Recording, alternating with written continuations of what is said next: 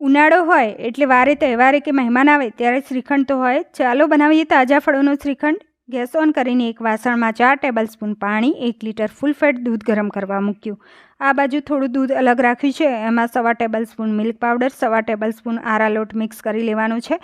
અને આ બાજુ દૂધમાં ઉભરો આવ્યો છે, એમાં થોડું દૂધ ઉમેરી અને આપણે 1 મિનિટ થવા દેવાનું.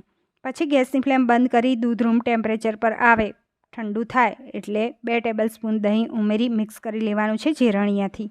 હવે એક ડબ્બામાં 4 કલાક જમાવવા માટે રહેવા દઈશું.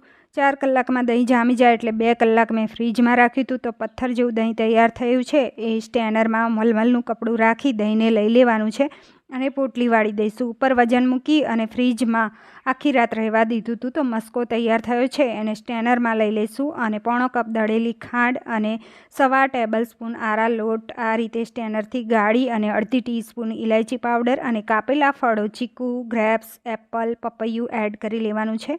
તો અહીંયા તાજા ફળોનો શ્રીખંડ તૈયાર થઈ ગયો છે. Like, share